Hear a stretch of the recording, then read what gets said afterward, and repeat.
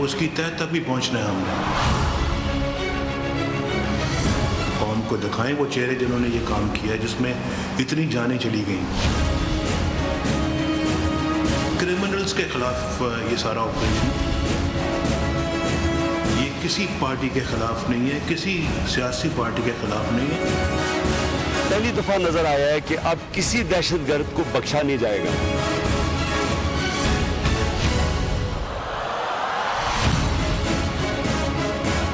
आईन और पार्लियामान में जाकर खास किरदार अदा करेंगे।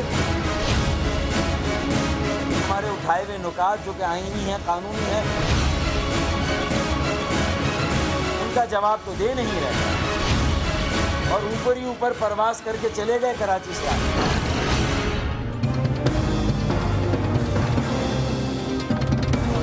प्राइम मिनिस्टर का कराची का दौरा और वहाँ दो बड़े इंपॉर्टेंट बयान। एक तो उन्होंने कहा कराची ऑपरेशन रुकेगा नहीं, और दूसरा उन्होंने कहा कि बड़े जो जत्थे हैं उनके खिलाफ लार्ज स्केल, ये टर्म उन्होंने ऐसे ही यूज़ की, लार्ज स्केल ऑपरेशन जल्द ही हम शुरू करने वाले हैं।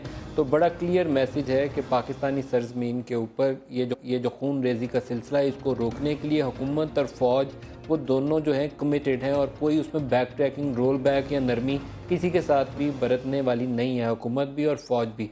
उसके फ़ौरन बाद हुआ ये कि प्राइम मिनिस्टर का विज़िट जैसे ही कंक्लूड हुआ तो रेंजर्स की एक टीम 90 गई।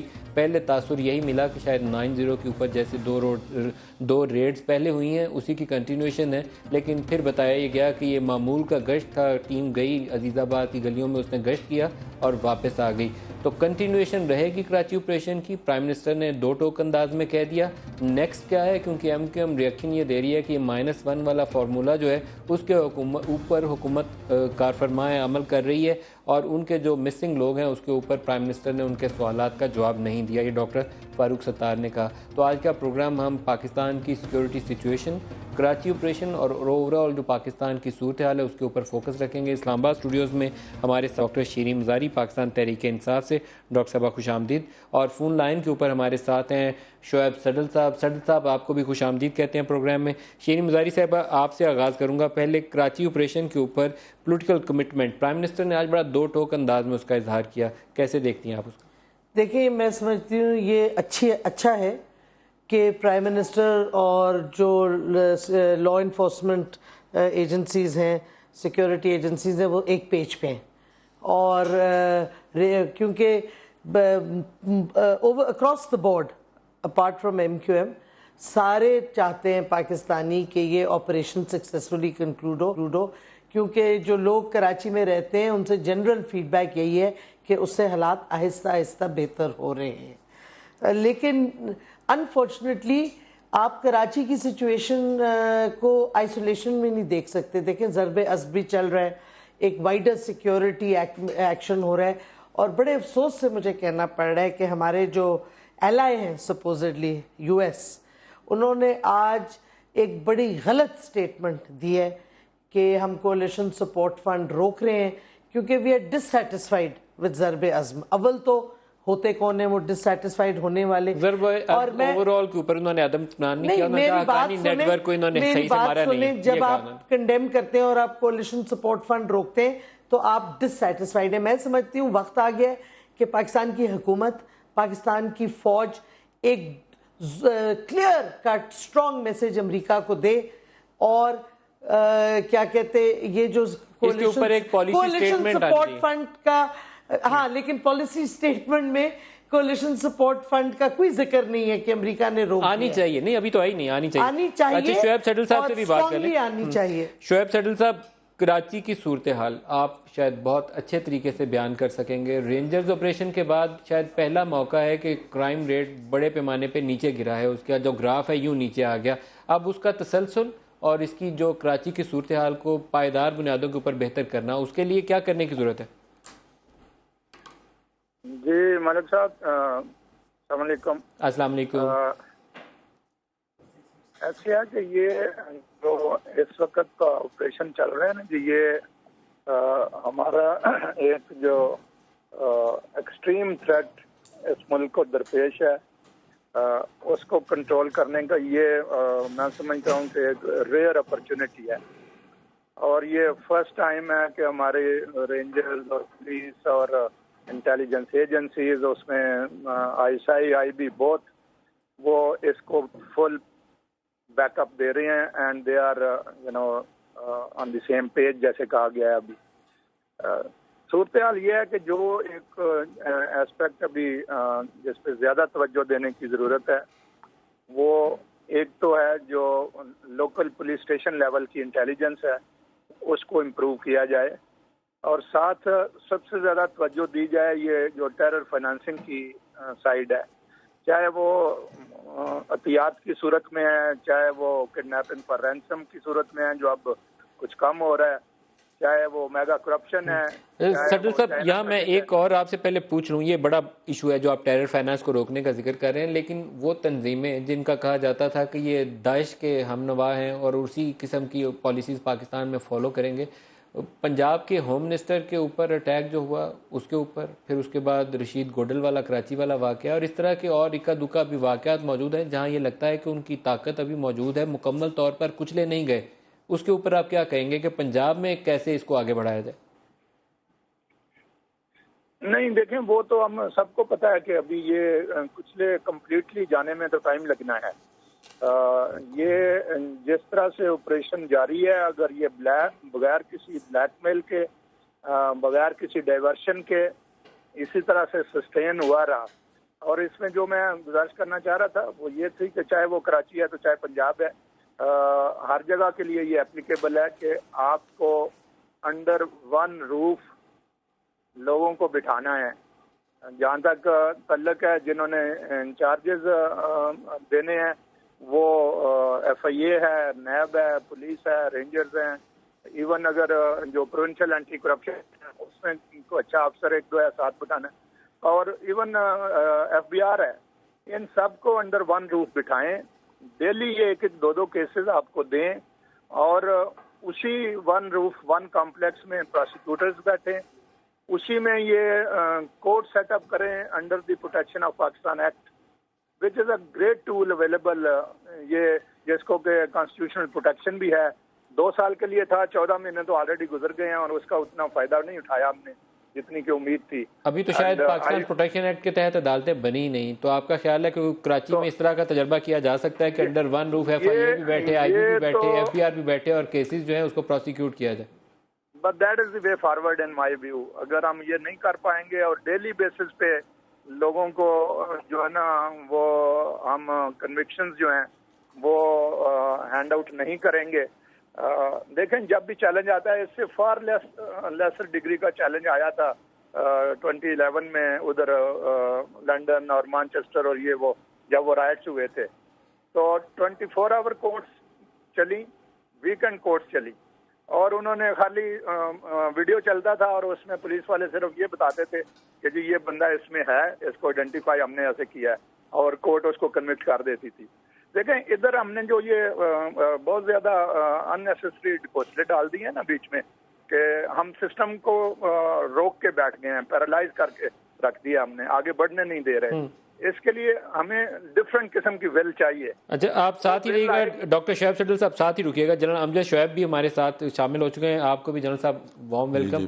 कराची के ऊपर बात कर रहे हैं, प्राइम मिनिस्टर का विजिट, एपेक्स कमेटी का इजलास हुआ और उन्होंने बड़ा स्ट्रांगली 2 टोक अंदाज में कहा कि ऑपरेशन भी जारी रहेगा और जो मुसल्लह जत्थे हैं उसके खिलाफ भी उन्होंने कहा बड़े पैमाने पर कार्रवाई शुरू करेगी हुकूमत। What's your reaction sir? बिस्मिल्लाहिर्रहमानिर्रहीम। देखिए, अब जैसे भी शोएब सटल भी बात कर रहे थे, ऑपरेशन को तो आप तेज़ कर सकते हैं, लेकिन प्रॉब्लम उसमें सबसे बड़ी इस वक्त ये है कि कुछ लोगों की ज़मानतें हो गई और बहुत सारे लोग पड़े हैं जिनके ट्रायल नहीं हो रहे। प्रोविंशियल गवर्नमेंट उनको आगे ट्रायल्स लेके चल नहीं सकी, और जो स्पीडी ट्रायल्स का अरेंजमेंट वगैरह था वो आपने सुना ही है कि वो मौजूद नहीं है।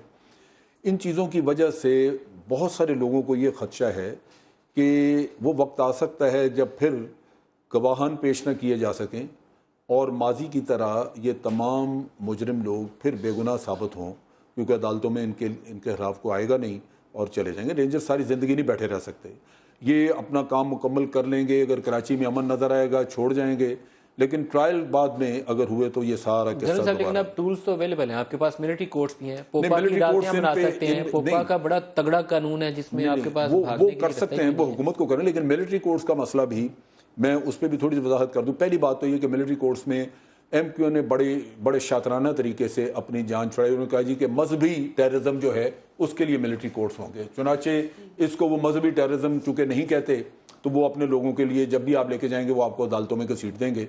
और अदालत ने जो फैसला भी दिया है उसमें 2-3 ऐसी रुकावटें रखती हैं जिसकी बुनियाद पर मिलिट्री कोर्ट्स में समझता हूं अफादियत खो बैठ। पहली बात यह कि उन्होंने कहा कि अगर कोई शख्स इस बात पे एतराज करता है कि उसका केस मिलिट्री कोर्ट में क्यों भेजा, जुडिशियल रिव्यू तो वो जुडिशियल रिव्यू होगा, जुडिशियल रिव्यू में डिले आ जाएगी जैसे सिविल सिस्टम में। जुडिशियल रिव्यू तो होना चाहिए नहीं हो, देखिए नहीं बात ये सारा कुछ होना चाहिए, लेकिन फिर सिचुएशन अनयूजुअल है। अगर सारा कुछ होता है तो फिर इन हालात में रोते क्यों हैं? हमें खुश होना चाहिए कि भी सारा कुछ भी हो रहा है तो जो होता है वो ठीक है। ये नहीं जो वीक एरिया था आपका, वीक एरिया ये था कि आपकी रेगुलर कोर्ट्स उसको ट्रायल ही नहीं ले जा रही थी, क्योंकि ना गवाह आता था ना जज बैठने देती है। हुकूमत ने सिलेक्ट करने हैं केसेस। अब हुकूमत आर्मी नहीं है, हुकूमत केस भेजती है लेकिन उस पर भी रिव्यू की पाबंदी लग गई। दूसरी तरफ यह है कि अपील का राइट जो दिया सिविल कोर्ट्स में, उसमें हाई कोर्ट और सुप्रीम कोर्ट में 2 जगहों पे अपील जा सकती है। मिलिट्री कोर्ट का रोल हो गया अब सेशन कोर्ट वाला। तो आप समझते हैं कि जो अपील जाएगी हाई कोर्ट में और फिर उसके बाद सुप्रीम कोर्ट में उसका फैसला हो सकेगा? देखिए 2 चीजें, एक तो ये मेरा ख्याल में गलत है कि मिलिट्री कोर्ट्स में सिर्फ रिलीजियस टेररिज्म जाएगा। I was also sitting there जब ये बना था पूरा, उसमें क्लॉज है मैम, उसका आगाज इसी से, but it is for all जो नहीं black terrorist, jet black terrorist, लेकिन उसकी जो फर्स्ट पैरा है उसका कानून का वो स्टार्ट है जेट ब्लैक टेररिस्ट। तो जेट ब्लैक टेररिस्ट जब आपने लिख दिया उसमें कोई भी आ सकता है। दूसरी चीज ये कि जुडिशियल सारे नहीं उसमें आ सकते, उसमें जो पॉलिटिकल पार्टीज के साथ है उनका कहेंगे पॉलिटिकल नहीं, बट अगर वो देखिए पॉलिटिकल पार्टीज ऑफिशियली तो डिसओन कर रही है मिलिटेंट्स को, ये भी तो डाइकोटमी अब आ गई है ना। So it's difficult for them own. अगर कोई बंदा विद ऑल द वेपन्स पकड़ा जाता है, आप कैसे कहेंगे ये आपका पॉलिटिकल पार्टी का मेंबर है? असल में मसला ये नहीं है कि आपके पास ट्रायल करने के लिए टूल्स नहीं है, टूल्स हैं, उनको इस्तेमाल करने में मुश्किलात हैं। एंटी टेररिज्म कोर्ट्स हैं। सडल साहब ने बात की ना कि एक जो आपका स्ट्रक्चर सेंट्रलाइज बनना था, और मैं भी बार बार ये कहती हूँ, आपने नेक्टा को जिसमें सारा कुछ सेंट्रलाइज होना था, इंटेल शेयरिंग होनी थी, सारे जो इदारे हैं फाइनेंस के भी और सिक्योरिटी के भी, उन्होंने वहां सेंट्रलाइज करके डिसीजन मेकिंग करनी थी। नेक्टा को आपने ऑपरेशनलाइज नहीं किया। वह तो आप चेयरमैन भी जा चुके हैं, कोऑर्डिनेटर उसके, लेकिन ये स्ट्रक्चर नहीं ना बना। सडल साहब उससे भी एक स्टेप आगे जा रहे हैं, इंस्टीट्यूशनल स्ट्रक्चर नहीं बना। कह रहे हैं अंडर वन रूफ बिठाइए FIA, IB, पुलिस, FDR और वहीं जज बिठाएं और प्रोसिक्यूट करें। नहीं, जज प्रोसिक्यूट करनी, बट नेक्टा में बाकी सब लोगों ने इकट्ठे बैठना था, इंटेलिजेंस शेयरिंग करनी। And you need to have a structure. वो स्ट्रक्चर आप नहीं बना रहे तो आपकी जो दहशतगर्दी के खिलाफ जंग है वो एक सेंट्रलाइज्ड और ओवरआर्चिंग मैक्रो लेवल पे नहीं हो रही। दूसरा, मिलिट्री कोर्ट्स का जुडिशियल रिव्यू बुरी बात नहीं है। इशू ये है कि सेंटेंसिंग मिलिट्री कोर्ट कर देगा, और I don't think judicial review में लेट होगा। जुडिशियल रिव्यू का ये नहीं कि अपील होगी, एक रिव्यू होगा, डिसीजन आ जाएगी। दो स्टेजेस है रिव्यू। आई थिंक कि एक दफा सडल साहब से भी ओपिनियन ले लें। सडल साहब, नेक्टा जो था वो एक मेरे ख्याल में सेंटर पीस था, लेकिन उस नेक्टा को ना हम फाल कर सके हैं, ना मुझे फौरी तौर पर उम्मीद नजर आती है, क्योंकि इसके ऊपर थोड़ी सी कन्फ्लिक्टिंग ओपिनियन है। फौज चाहती थी कि इसके ऊपर कोई जनरल बैठे ताकि वो MI/ISI के साथ भी इंटरेक्ट कर सके। सिविलियन गवर्नमेंट इसके ऊपर गुरेज कर रही थी, ये डे 1 से यही कैफियत थी, आज भी वो कैफियत बरकरार है। तो नेक्टा का ना होना कितना बड़ा नुकसानदेह? देखें, ये तो नदीम साहब नेक्टा 2009 से आउट है बीच में। हेलो जी आप ऑन एयर है सर, कंटिन्यू करिए। जी, नेक्टा तो 2009 से हम सुनते आ रहे हैं ना, और नेक्टा नॉन स्टार्टर है। बेसिक वजह उसकी जो है वो ये है कि जो रिक्विजिट रिसोर्सेज हैं वो अवेलेबल नहीं हो सके, और उसमें कुछ कॉन्स्टिट्यूशनल हमारे जो है ना इश्यूज वो भी हैं कि प्रोविंसेस जो हैं वो अपनी टर्फ जो है वो हर कीमत पे उसको मतलब एक तरफ रखना चाहते हैं कि हम अपनी चीज़ें क्यों उधर जाके शेयर करें, और you know there are serious issues in that. और मेरा ज़ाती ख्याल ये है कि शायद ये कामयाब नहीं होना है इसमें इट इज़ मच बेटर कि ये जो इस प्रोटेक्शन ऑफ पाकिस्तान एक्ट के तहत जो कोर्ट्स बननी थी उनको इफेक्टिव किया जाए। देखें, जितना मर्जी आप कहें आर्मी कोर्ट्स का, आर्मी कोर्ट्स में हर केस नहीं जा सकेगा, लेकिन इसमें आपने जो पोपा है उसमें जो उसकी मिलिटेंट की डेफिनेशन रख दी है वो काफ़ी ब्रॉड डेफिनेशन है। उसमें सारे ये एडर्स, अबेटर्स, फैसिलिटेटर्स सारा कुछ आ सकता है। और उसके साथ फिर ये आपको करना है कि आप अब क्यों इतना ज्यादा उधर हम बार बार जाना चाहते हैं। लेकिन पोपा की अदालतें बनाई क्यों नहीं जा रही? बना लेते, क्योंकि लॉ तो पास हो चुका है, उसमें रुकावट तो कुछ नहीं है। बर्डन ऑफ प्रूफ जो है वो भी आपने रिवर्स किया हुआ है पोपा एक्ट के तहत, which is something very exceptional जो अभी अवेलेबल है। ट्रू।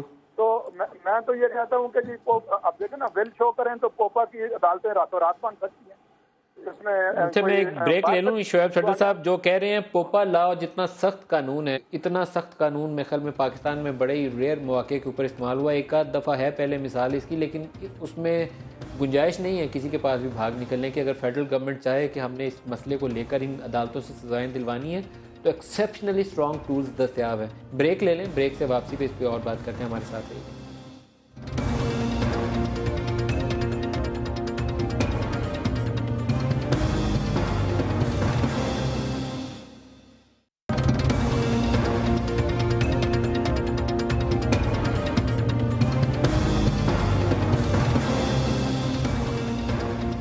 Welcome back. जनरल साहब, अब कराची का मामला और पंजाब का मामला, इसके ऊपर जनरल खालिद रबानी कहते थे कि ज़र्ब-ए-अज़्ब पूरा नहीं होगा जब तक ये दो चीज़ों के ऊपर आप अमन न लिए। तो कराची आपका वहाँ पे तो ऑपरेशन जारी है, हालात कैसे काबू में करेंगे? देखिए, कराची में बेहतरी है लेकिन सस्टेनेबल फुटेज बनाने के लिए आपको सिविल स्ट्रक्चर्स आपके अभी भी कमजोर। अगर लोगों के फौरन ट्रायल न हुए और उनको डिस्पोज ऑफ न किया गया तो जेलें टूट भी सकती हैं, भाग जाएंगे, बाद में गवाह भी गायब हो सकते हैं, आप स्केयर वन में वापस आ जाए। तो शोएब शटल वाली बात से आप भी मुतफिक हैं? डॉक्टर साहब, डॉक्टर शोएब शटल ये कहते हैं कि आपको इमीडिएट ट्रायल पे जाना पड़ेगा। वो इतना इम्पोर्टेंट है कि ये चीज़ अगर हम नहीं करेंगे, हम वक्त पता नहीं आगे आइंदा आपको क्या चीज़ें दिखाए और छोड़ने पड़ जाए या कुछ और हो जाए। पंजाब में हमने बड़ा जुल्म किया है। पंजाब में मैं समझता हूँ कि हमने अपने लोगों के साथ इतनी ज्यादती की है कि आज दिन तक ऑपरेशन नहीं उसका शुरू किया, जिसका खमियाजा पंजाब गवर्नमेंट को खुद भी भुगतना पड़ा। हमें पता था कि सेक्टेरियन टेररिज्म सारा जो है वो साउथ पंजाब से उठ रहा है। पंजाबी तालिबान का किस्सा भी वहाँ था, लेकिन सेक्टेरियन टेररिज्म की तो जड़ सारी जंग से थी और जंग से निकल के वो रहीम यार खान और राजनपुर, इनका इलाका सारा राजनपुर के इलाके में डीजी खान में चले गए। अब अगर आप सारा कुछ जानते हुए ये काम नहीं करते तो फिर कौम भी भुगत रही है और हुकूमत भी भुगतेगी। मैं समझता हूँ कि हुकूमत ने बहुत ज़्यादा मुजरमाना गफलत की है इस मामले में। अब अगर शहबाज शरीफ साहब, आपको एक स्ट्रेटजी के अंदर, टैक्टिक्स के अंदर एक यहाँ पे एक खिला नजर आया मुझे, वो ये कि जब आपने वहाँ कुछ करना शुरू किया तो उसके बाद आप दूसरे को, दुश्मन को संभलने का मौका नहीं देते। ऑपरेशन आप इस तरीके से जैसे नॉर्थ वजीरिस्तान में आप कर रहे हैं तो एनिमी को आप पाँव पे खड़ा नहीं होने देते। बिल्कुल, आप पैर दर पे उसके पीछे। बात ये है यहाँ आपने स्पेस दी, उसने आपको रिटेलिएट किया, बहुत रिटेलिएट किया। ये कि हमारा जो तरीकाकार है वो ये है, यानी हम एडवाइज करते हैं कि जब आप जंग लड़ रहे हैं तो रेड्स करना आपका एक लगातार प्रोसेस होता है। उसमें बाज़-औक़ात इंटेलिजेंस इंफॉर्मेशन की बुनियाद पे बाज़-औक़ात आप मशकूक इलाकों में वैसे घुस जाते हैं तो दूसरे को खड़ा नहीं होने देना। और वो जो रहता है, जो फैसिलिटेटर्स हैं वो ऑन द रन होते हैं। अगर फैसिलिटेटर्स अपनी जगह पे टिक नहीं सका या वो पकड़ा गया है तो कभी सुसाइड बॉम्बिंग हो ही नहीं सकता। देखिए, इस तरह आपको जो टैक्टिक आपका है, आपको स्ट्रैटेजी वो आइसोलेट करना है इन लोगों को। ये आपके पॉपुलेशन में घुसे हुए हैं। आप फाटा की बात कर रहे हैं, वजीरिस्तान की, लेकिन जो लोग आप वहां तो कर रहे हैं, तो जो लोग वहां से फ्ली करके आ रहे हैं बाकी इलाकों में, आपने उनको इनसर्कल नहीं किया। पंजाब आपको सिमल्टेनियसली ऑपरेशन पूरे पाकिस्तान में करने होंगे, जिधर जिधर इनकी गढ़ें, ताकि ये ना एक जगह आप करें वो दूसरी जगह भाग जाएं। ये स्पेस आप जो कह रहे हैं, बिल्कुल आपने स्पेस प्रोवाइड की है। जब तक आप इनको स्पेस इनकी खत्म नहीं करेंगे, इनको पॉपुलेशन से आइसोलेट नहीं करेंगे, नहीं कुछ होगा। और साथ साथ आप पकड़े भी, आप एक्शन भी करें, अगर कोर्ट्स आपके नहीं बनेंगे सही, प्रोटेक्शन ऑफ पाकिस्तान एक्ट के तहत, तो फिर अगेन सारा अधूरा रह जाएगा। ये आपको मल्टीपल फ्रंट्स पे सिमिल्टेनियसली एक पॉलिसी बनानी है, प्राइम मिनिस्टर के नहीं बयान बन से रही, ये नहीं तासुर बन मिलता रही। है कि वो जा रहे हैं इसके नहीं, ऊपर। मुझे ये बताएं कि क्यों नहीं अभी तक ये कोर्ट्स बने? अभी भी चले जाएं तो मैं कहूंगा चलें, खुशामदीद कहेंगे उन्हें, क्योंकि पंजाब आपका बहुत बड़ा बट बैटलफील्ड आपको है। ये गैप, ये आपको रोकना है, ये आप फ्ली नहीं, इनको you can't allow them to flee to safer hideouts. आपको इनकी इनको रेयर डिनाई करनी है। जनरल अमजद साहब, मेरे ख्याल में सडल साहब हैं हमारे साथ। सडल साहब से पूछते हैं। सडल साहब, जो फजलुल्लाह वाला स्वात वाला ऑपरेशन था, उसमें भी देखें तो आपको जब तक इनके टॉप टियर को आप ख़त्म ना कर लें तो ये कहीं ना कहीं किसी और नाम के साथ किसी और जगह के ऊपर ये लोग दोबारा सर निकाल लेते हैं। तो इसके ऊपर भी आपको एक स्ट्रैटेजी बनानी पड़ेगी। डॉक्टर शोएब सडल साहब जी, वो सही है। मतलब कोई भी इस तरह की बैटल जो है ना जी, उसमें हमेशा जो फोकस होता है वो इसी बात पे रखा जाता है कि भाई टॉप लीडर जो है उनको जितनी जल्दी हो सके न्यूट्रलाइज किया जाए, क्योंकि उससे मसाइल जो है उनमें काफ़ी मतलब हेल्प हो जाती है। लेकिन अगर वो ना हो तो आपको जो भी उनके, जैसे जनरल अमजद बिल्कुल सही कह रहे हैं कि जी उनके जो फैसिलिटेटर्स हैं, जो उनके एडर्स हैं, फाइनेंशियर्स हैं, उन सबको आपने सॉर्ट आउट करना होता है। And with full vigour, state कोई कमज़ोर चीज़ नहीं है। स्टेट जब अपनी अनलीश करती है लीगल और सपोर्टिव जो भी मैकेनिज्म है उसके, तो बड़े से बड़े हमने भागते देखे हैं। ऐसी ये कोई इशू नहीं है कि जिसको हम सिर्फ जो इशू है, और हम बार बार उस पर कहते भी हैं अब कि एक इसमें पॉलिटिकल एक्सपीडियंसी किसी जगह पे कमज़ोर ना कर दे सारे ऑपरेशन को, और एक ये जो ब्लैकमेल के कॉन्सेप्ट हैं उनसे बचना है हमें। अगर हम सुप्रीम नेशनल इंटरेस्ट में जो यूनिटी इस वक्त इस नेशन में है, पॉलिटिशियंस भी इस बात को सपोर्ट कर रहे हैं कि हमें वंस एंड फॉर ऑल इस मुसीबत से जान छुड़ानी है। आप कराची के लिए आप क्या तजवीज़ करते हैं? कितनी देर आप रेंजर्स के सहारे कराची को ठीक करने की कोशिश करेंगे? क्योंकि रेंजर्स रेड जो है वो परमानेंटली तो नहीं आप कर सकते ना, सिविलियन इंस्टीट्यूशन आपके आज भी वैसे ही हैं। देखें, अगर अब 25-26 साल हो गए हैं उनको, तो और 2-3 साल रह लेंगे या 1 साल रह लेंगे तो उससे क्या फर्क पड़ेगा? ये हेलो जी जी, आप ऑन एयर हैं जी, कंटिन्यू करिए जी। आप गुजारिश ये है ना कि जी जहाँ उनको 25-26 साल हो गए हैं और हमने पुलिस फोर्स को वेल इक्विप्ड नहीं किया, तो वहाँ भी साल और रहेंगे या 2 साल रहेंगे तो उससे क्या फर्क पड़ता है? अभी तो इस वक्त जो भी आपके पास इंस्ट्रूमेंट्स अवेलेबल, वो पुलिस है, चाहे वो एनी एक्स्ट्रा ये जो पैरामिलिट्री फोर्सेस हैं, इन सब को इकट्ठा करें, इस्तेमाल करें, इस मेहनत से जान छुड़ाएं। और साथ साथ जैसे मैंने गुजारिश की है कि बहुत जरूरी है कि लोगों को कन्विक्शंस की तरफ आप लाएं। अगर कन्विक्शंस ना हुई तो ये जनरल अमजद बिल्कुल सही बात कर रहे हैं कि ये जो बकवास इस मुल्क में चलती रहती है, आई एम सॉरी टू से कि जी साबित कुछ नहीं होता।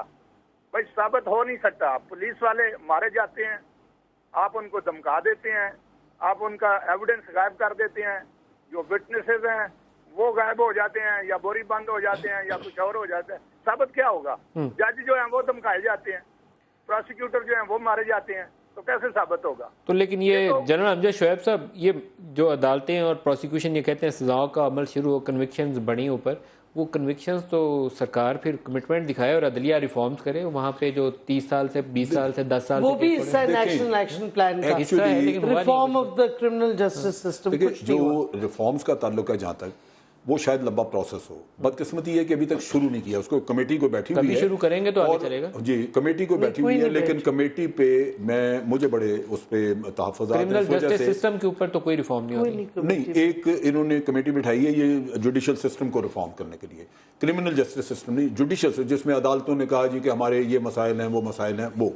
लेकिन क्रिमिनल जस्टिस सिस्टम पे कोई कमेटी नहीं है कि वो पूरा उसके लिए आप एविडेंस वगैरह का कोई नया तरीका सोचें, मॉडर्न 2-3 महीने लगा के लॉज रिव्यू करें, वो अदालतों को मजबूत करें, स्टाफ देना, पैसे देने, तो आगे शुरू हो जाए। इब्तिदा हो जाए तो किसी को तसल्ली हो, वो तो है नहीं। लेकिन ये काम है बड़ा इमीडिएट। मैं हर वक्त, देखें यहाँ पे अगले दिन बगराम की एक किसी ने पिक्चर दी हुई थी, जहाँ पे तालिबान ने वहाँ पे 561 तालिबान अपने रहा कराए और उन्होंने को 1.5 किलोमीटर लंबी सुरंग खोदी। और उसमें रिंग रिंग के लोग जाते रहे। ये कोशिशें यहां भी हो चुकी हैं। किसी वक्त आप थोड़ा सा गफलत में रहे तो कामयाब भी हो जाएगा कोई। आप क्यों नहीं सजाएं दे के, क्यों नहीं ट्रायल करके उनको दो फारिग जेल करते? ब्रेक्स आपकी हो चुकी हैं। अच्छा जी, अटेम्प्ट हो चुकी हैं, बन्नू लेकिन और ये DL आपकी की हुई इतनी मेहनत और इतना जो कुछ आप कर चुके हैं पिछले साल अच्छा, डेढ़ मैं में, आपको थोड़ी सी कतक लामी वो करूंगा। जाया हो जाएगा। राजा उमर खिताब साहब हमारे साथ हैं। उमर खिताब साहब अस्सलाम। कराची जी का वालेकुम। बहुत शुक्रिया, आपने मसरूफियत के बावजूद वक्त दिया। कराची सिचुएशन को हम डिस्कस कर रहे हैं तो आप इन्वेस्टिगेट भी कर रहे हैं कराची के मामला। गोडल साहब के अटैक के ऊपर कुछ अपडेट करेंगे कि क्या था, कौन था पीछे इसके? गोडल साहब की इन्वेस्टिगेशन में 2 दिन से जो इन्वेस्टिगेशन हो रही है उसमें 2-3 चीजें इस्टेब्लिश हुई थी। एक तो ये कि 2 लोग थे मोटरसाइकिल पर जिन्होंने उनका ताक़ुब किया, कुछ डिस्टेंस से हमारे पास इसका रिकॉर्ड है। उसके बाद जब उनकी गाड़ी चलती हुई इस गली में आई है तो उसने चलती गाड़ी से फायरिंग की गाड़ी के ऊपर। तो ये मुमकिन तौर पर ऐसा महसूस होता है जैसे उसमें साइलेंसर इस्तेमाल किया उसने, कि जो लोगों ने फायरिंग की आवाज़ सुनी है वो प्रॉपर फायरिंग की आवाज़ नहीं थी, तो सप्रेसर लगाया था शायद उन्होंने। वो 5 से 10 सेकंड की टोटल कार्रवाई है जिसमें उन्होंने फायरिंग की है।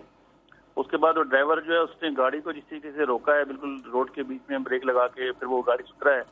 वो गाड़ी से घूम के वो अपनी गाड़ी को देख रहा है कि इसको पत्थर लगा है या क्या हुआ है जिसकी वजह से ठक ठक की आवाज़ आई उसको। इसी दौरान वो इंजर्ड भी था और जो उसकी कंडीशन लग रही है उसने बोनट पे हाथ रखा है और एक लम्हे के बाद वो गिर गया जमीन पे।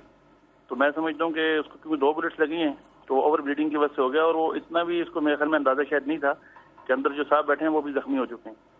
तो बाकी जो सीसीटीवी फुटेज और बाकी जो एविडेंसेस आ रही हैं उसकी बुनियाद पे हम देख रहे हैं कि पीछे कोई ऐसा ट्रैक बैक है, रिकॉर्ड है जिसकी वजह से हम इसको ट्रेस कर सकेंगे कि कौन लोग थे।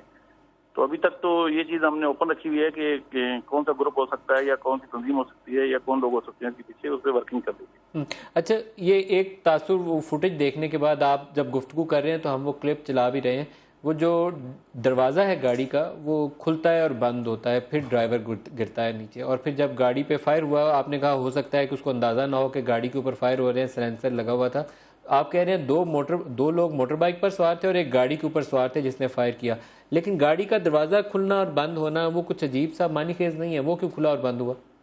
नहीं देखें, वो मैंने ये नहीं कहा कि कोई गाड़ी में लोग थे, मैंने ये कहा कि गाड़ी में जो लोग थे उनके ऊपर फायरिंग हुई है। अच्छा, शीशे चढ़े हुए थे और वो डार्क टिंटेड ग्लासेस थे और उनके अंदर बाकायदा वो डार्क टिंटेड कलर की पन्नी लगी हुई थी जिसकी वजह से उनको अंदर शायद आवाज़ भी इतनी प्रॉपर नहीं आई है क्योंकि सप्रेसर शायद यूज़ किया उन्होंने। और जो ड्राइवर है ना जब बाहर निकला है तो वो पहले अगर आप देखें गौर से तो उसने आके ना गाड़ी को अच्छी तरीके से मुआयना किया। अभी गेट का खुलना और ये बंद होना ना वहाँ कोई ऐसी एविडेंस हमें नहीं मिली जिसमें ये लगता हो कि वो गाड़ी के आगे कोई बैठा हुआ था। ये मुमकिन है कि पीछे से जो गोडियल साहब वाला दरवाजा है उसको क्योंकि पिक्चर इतनी क्लियर नहीं है कि उन्होंने खुद खोलने या बंद करने की कोशिश की जा रहा है, वो तो इंजर्ड हो चुके थे गाड़ी के अंदर। वो चंद लम्हों की फुटेज से बहुत ज़्यादा क्लियर नहीं हो रहा है कि उसमें क्या है। तो ऐसी कोई हमारे पास एविडेंस नहीं आएगी जिससे हम ये कह सकें जी गाड़ी में कोई और भी था और वो निकल के गया और ड्राइवर को बाहर गोली मारी। ड्राइवर को गोली गाड़ी के अंदर ही लगी है। उसकी फोरेंसिक रिपोर्ट में भी ये चीज़ काफ़ी हद तक क्लियर हो गई है और वैसे भी जो गाड़ी के अंदर सीट पे ब्लड भी था इसका मतलब है कि ड्राइवर अंदर ही इंजर्ड हुआ है। और जो गोडल साहब को गोलियां लगी हैं वो भी वही एक ही गन है जो जिससे ड्राइवर भी हिट हुआ है और उसी से गोडल साहब भी हिट हुए हैं? जी हाँ, बिल्कुल वो एक ही वेपन 9mm पिस्टल था, उसी से वो भी इंजर्ड हुए हैं। और हिफाजत का क्या किया जा रहा है, क्या स्टेटमेंट लेने की कोशिश? अच्छा, जनरल अमजद साहब हैं, वो पूछ रहे हैं कि क्या आपने उनकी कोई स्टेटमेंट, आज वो होश में आए तो लेने की कोशिश की?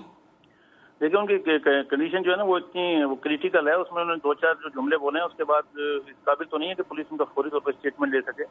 लेकिन उनकी शायद एहलिया से जो लोकल पुलिस है उसने बात करने की कोशिश की है तो उन्होंने कहा है कि वो नहीं देख सकती हैं क्योंकि शीशे डार्क थे, उनको पता नहीं चला कि हुआ क्या या कौन लोग थे जो फायर करके चले। और वो लड़कों की कोई लीड्स हैं कि वो किस तरफ गए? वो जिस रूट से उनके पीछे लगे उसी रूट पे तकरीबन उसके हाफ रूट तक तो वो हमें पता चला कि वो जैसे यू टर्न लिया है ना, अगर वो गाड़ी को क्रॉस करते तो शायद वो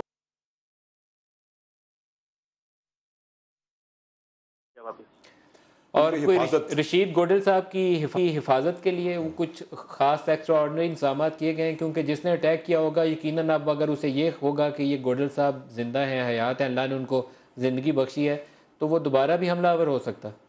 ये अल्लाह उनको सेहत दे, लेकिन इस तरह की अब वहाँ पर सिचुएशन इसलिए नहीं है कि वहाँ सिक्योरिटी के अरेंजमेंट भी बहुत प्रॉपर हैं और उसके अलावा वहाँ पर उनके अपने जो लोग हैं वो भी काफ़ी हैं और इस तरह के माहौल में वहाँ पहुँचना और उनको खुदा न खास्ता दोबारा नुकसान देना मुमकिन नहीं लगता। लास्ट एक क्वेश्चन पूछ लूँ, ये जियो फेंसिंग वगैरह से काफ़ी लीड्स आप लोग ले लेते हैं, आपने सफूरा गोट वाले वाक़े में भी बहुत तेज़ी से कामयाबी हासिल की थी, क्या इस वाक़े में, उसमें मैंने आपको शाबाशी पहले भी दी थी, आज भी आपको कहूँगा कि बहुत अच्छा काम किया उसमें, क्या इसमें कुछ लीड्स मिली हैं आपको? बहुत शुक्रिया जी। जहाँ तक जियो फेंसिंग की बात है उसके लिए कुछ मखसूस हालात और सिचुएशंस होती हैं जिसके दौरान जियो फेंसिंग में कारामद होती है। बहुत से काम जिसमें खासतौर पे टारगेट मूव कर रहा होता है और साथ में दूसरा जो टारगेट है कि जो हिट करने वाले या जो दहशतगर्द होते हैं ना, उनकी जियो फेंसिंग की बहुत कम चांसेस हो जाते हैं, क्योंकि मूव टारगेट जो होता है ना वो काफ़ी डिस्टेंस से आ रहा होता है, तो उसमें बड़े एरिया की जियो फेंसिंग जरा काफ़ी हद तक मुश्किल भी होती है और उसमें बहुत कम चांसेस होते हैं। और नया तरीकाकार जो है इसमें ये मोबाइल फ़ोन का यूज़, क्योंकि हमने इतना जियो फेंसिंग को डिस्कस कर दिया है हर पे उसके स्टेज पे, तो वो भी अब चीज़ों को समझते हैं और वो इन चीज़ों पर अब ज़्यादा नहीं तवज्जो देते। राजा उमर खिताब साहब, बहुत शुक्रिया, आप हमारे साथ रहे। ले लें ब्रेक से वापसी पे और बात करते हैं, हमारे साथ रहिए।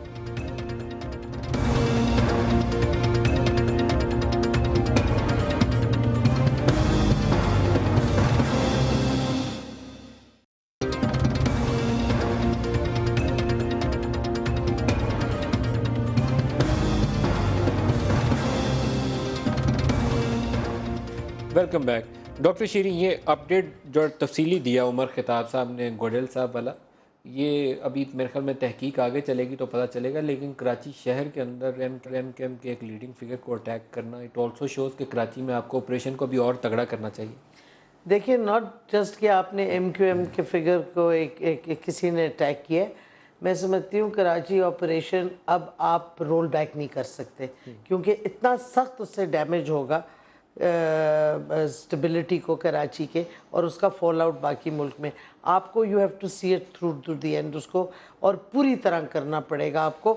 लेकिन साथ साथ आपने ये ज़रूर इम्प्रेशन मेंटेन करना है कि किसी एक पॉलिटिकल पार्टी को आप टारगेट नहीं कर रहे, किसी MQM की या किसी और की दुश्मनी में नहीं हो रहा। और मेरा ख्याल में बाय लार्ज लोग ये बिलीव नहीं करते, MQM के सपोर्टर्स अपार्ट और कोई कराची में नहीं बिलीव करता कि एक पर्टिकुलर उसको टारगेट इसमें किया। सारे स्टेक होल्डर्स को एफर्ट करनी चाहिए जस्ट टू मेक श्योर कि ये पता चले और नजर आए ये, बट ड्रीम इशू ये नहीं है, अमन के दुश्मन है उनको हिट किया जा रहा है, और एक्शन करेंगे, ये ऑपरेशन होगा, लेकिन ऑपरेशन के सपोर्ट सिस्टम किधर है, कितनी, ये पहले भी अभी बात हुई, ये ऑपरेशन एंडलेसली तो नहीं चल सकता। तो जब तक आप इसका नेक्स्ट स्टेज के लिए तैयार नहीं है, तो फिर ऑपरेशन खत्म होने के बाद क्या होगा? एंड ऑब्जेक्टिव्स आपके सामने होने चाहिए। डॉक्टर शुएब सेठल साहब, एक चीज़ और भी आपसे आज मैं जानना चाहूँगा, आज सेनेट कमेटी के सामने भी आप पेश हुए। हम जब अदलिया का रोल डिस्कस करते हैं तो एक रोल आपने भी इन्वेस्टिगेट किया था, अरसलान इफ्तिखार का, उसके ऊपर आज आपको रिपोर्ट किया गया कि आपके ऊपर दबाव डाला जाता था अरसलान की जानिब से, कुछ वजाहत करेंगे उसकी?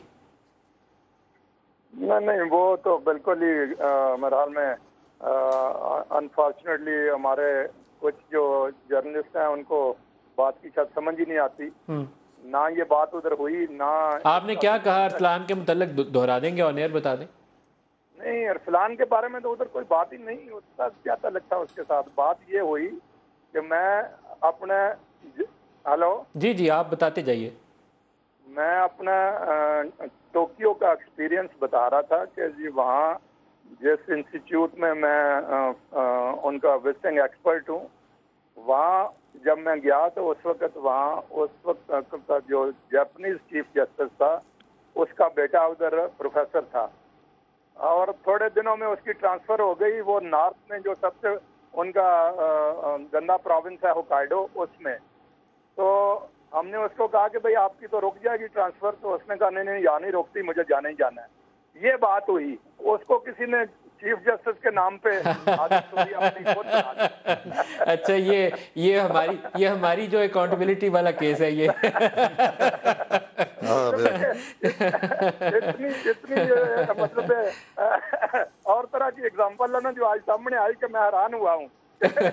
ये चीफ जस्टिस जापान से चीफ जस्टिस पाकिस्तान पे आ गए हम। नून मिलता है ना मेरे ख्याल में काफी। जी सेठल साहब, जस्ट एक मिनट आपका लूँ। ये जो आप वो गुडेल उनकी बात कर रहे हैं, चलो थैंक गॉड कि ही इज अलाइव और इतना ज्यादा गोलियां लगी हैं, बट स्टिल वी होप के क्रिटिकल कंडीशन से वो निकल आए। जरा भी हकीकत है कि जी किसी से उन्होंने ये बात की कि जी सितंबर मैं नहीं देख सकूंगा, तो then that is the clue कि वो ये उनके ज़हन में कैसे आया था कि जी मैं सितंबर नहीं देख सकूंगा। और फिर उन्होंने जनरल अमजद शुएब भी अभी तज़किरा कर रहे थे इसका, आप भी इस पे अभी जिक्र कर रहे थे। जी, मेरे ख्याल में तो उनको अंदाज़ा था कि किस तरह, क्योंकि उनको थ्रेट्स मिली होंगी और उनको इस चीज़ का अंदाज़ा था कि ये लोग मेरे ऊपर अटैक करेंगे। फिर उनसे उन्होंने कहा कि जी आप हमें क्यों नहीं बताते, तो उन्होंने कहा मैं ऑन एयर नहीं बता सकता। मैं समझता हूँ कि अगर प्रॉपर्टी के झगड़े या किसी ऐसे चीज़ पे हो तो उसमें तो इंसान पुलिस की मदद भी ले लेता है, उसमें अदालत में भी आप जा सकते हैं और वो आपको छुपाने की भी कोई ऐसी बात नहीं। ये कोई ऐसी चीज़ थी जहाँ उनको ये ख्याल था कि अगर मैंने डिस्क्लोज़ किया तो हो सकता है कि इसका बैकलैश ज़्यादा हो और शायद वो इस असना में कोई ऐसा काम कर लें जिससे कि वो इस खतरे को हटा सकें, टाल सकें किसी तरह। तो उन्होंने डिस्क्लोज़ करने की बजाय उसको उस वक्त रखा इसी तरह, लेकिन मोस्ट प्रॉबली वो किसी से शेयर नहीं कर सके बाय लॉ इन्फोर्समेंट एजेंसी से, जिसकी वजह से उनको बड़ी जल्दी ये मसला आ गया उनके सामने। डॉक्टर शीरी, कराची का अमन, कंक्लूडिंग रिमार्क्स आप भी दे दीजिए। देखिए, मैं समझती हूँ कि कराची में अमन उसी वक्त आएगा जब सारे जो स्टेक होल्डर्स हैं वो ऑपरेशन को फुली ओन करेंगे, बैक करेंगे और इंसिस्ट करेंगे कि ऑपरेशन के साथ साथ जो सिविल एडमिनिस्ट्रेशन का स्ट्रक्चर है पुलिस का, ये भी बेहतर हो और स्पेशल कोर्ट्स जो हैं प्रोटेक्शन ऑफ पाकिस्तान एक्ट के तहत वो बने, ताकि ऑपरेशन का फॉलो अप भी हो। ये नहीं कि ऑपरेशनों के ख़त्म हो जाए एक साल बाद फिर वही गड़बड़ शुरू हो जाए। इंस्टीट्यूशंस को मजबूत करना बहुत ज़रूरी है। डॉक्टर शीरी मज़ारी, जज शोएब, डॉक्टर शोएब सडल साहब, बहुत शुक्रिया हमारे साथ रहे। आज के लिए इतना ही, इजाज़त दीजिए। खुदा हाफिज़।